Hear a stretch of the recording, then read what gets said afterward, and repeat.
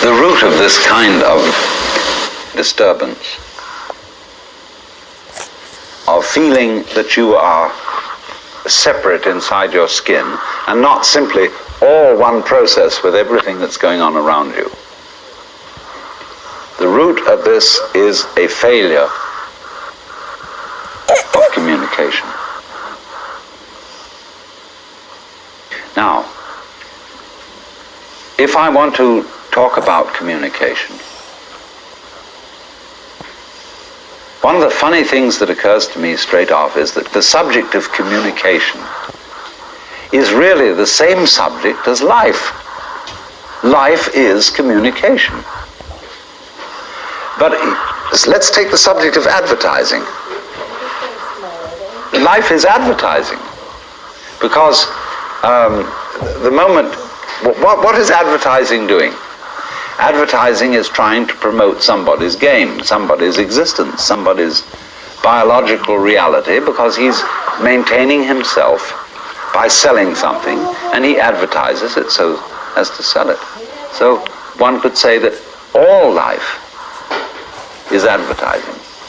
Everybody advertises himself in some way or other. Or take another subject, strategy, military strategy. All life can be seen as a form of strategy.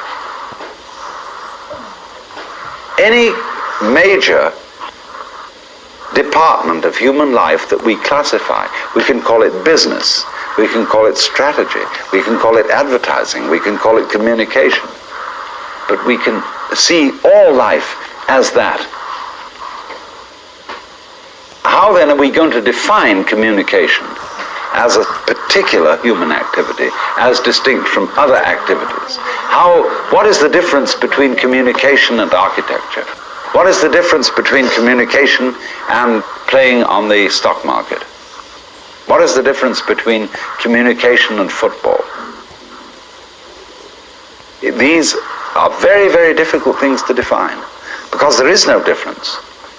Football is a form of communication. Sex is a form of communication. There isn't anything that we do that isn't a form of communication. And therefore, you may say, why talk about communication? Because it's everything anyhow. So, in order to define the field, I'm going to talk about communication more narrowly. Communication is language. Communication is the world of symbols. It's true, sexual intercourse is a form of communication. But I'm not going to include that sort of activity in what we're going to discuss. What I'm going to talk about is the way in which human beings use noises like words and symbols like numbers to represent the things which go on in the material and physical world. If you take a glass of water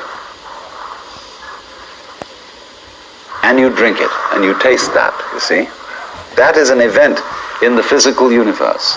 But the word water is also in the physical universe because it's a sound. But that particular sound, water, is used in a way that is peculiar. It is used to represent that transparent liquid that you drink. So alongside the physical universe of people and everything that's going on, there is another universe that we have invented of words and signs and numbers that represent the physical world. And we are very, very preoccupied with this symbolic world. And we very often confuse it with what it represents.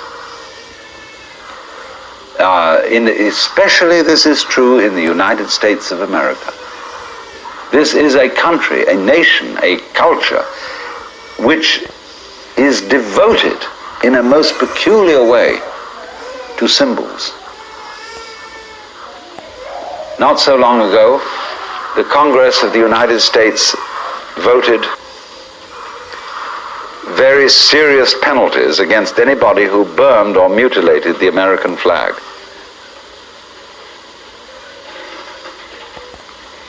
That same group of people is responsible for burning and destroying the physical landscape and population of the United States of America. They will not properly resist the depravities of lumber companies who are destroying the redwood forests, the watersheds, the industries who foul our streams, deprive us of water, poison the air. That's all fine, just so long as you don't destroy the flag.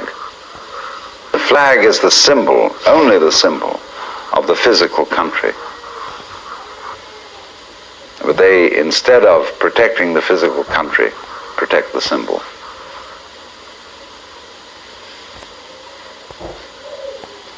In the same way, exactly, people confuse money with wealth. Money is paper, is bookkeeping, is a useful method of avoiding the inconveniences of barter.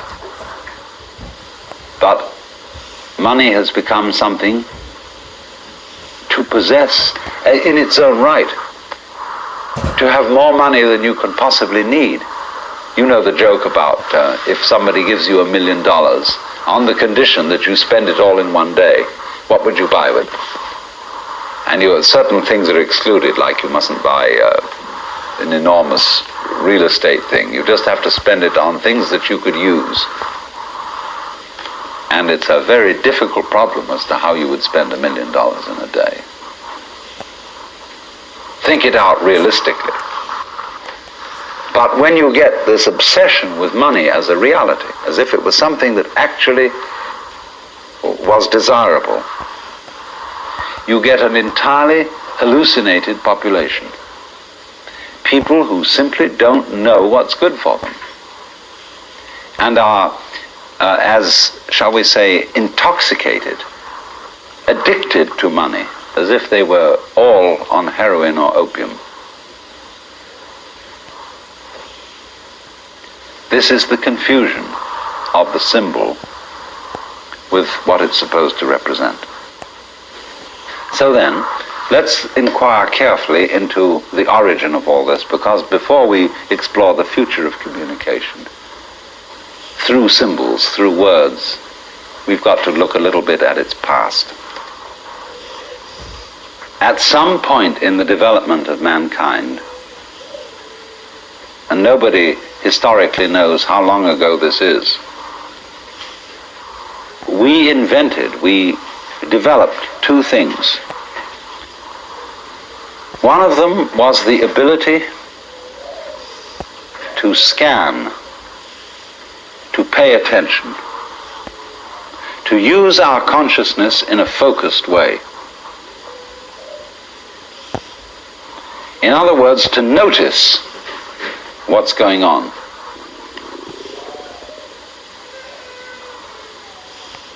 Ordinarily, we depend to an enormous extent on a kind of consciousness that doesn't notice.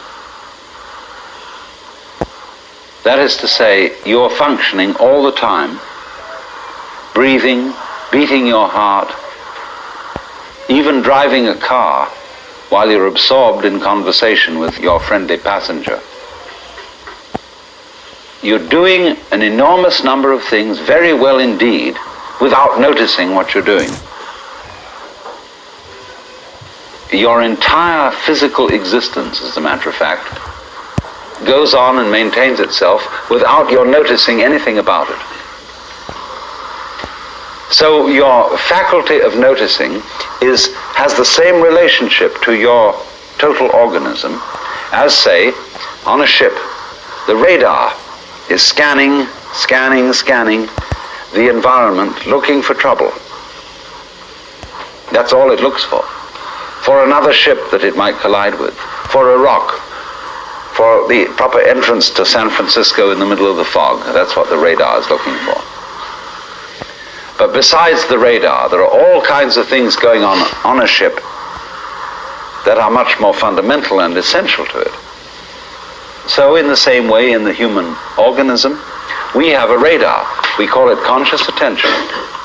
And we are constantly scanning our environment and noticing this and that as to whether it is advantageous to us or disadvantageous. But that's only a little frippery on the top of us. Useful, yes, important, but it's not you. The real you is the you that is beating the heart, shaping the bones, all that.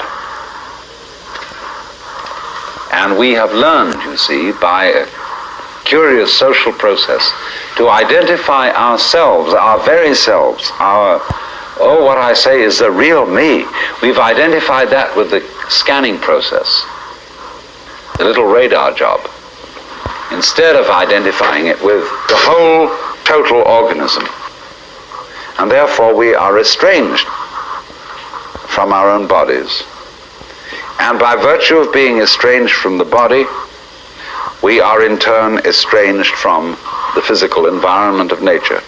If you understood, if you really clearly realized that you are your own organism, you would at the same moment feel, because your organism knows it, that you were one with your environment.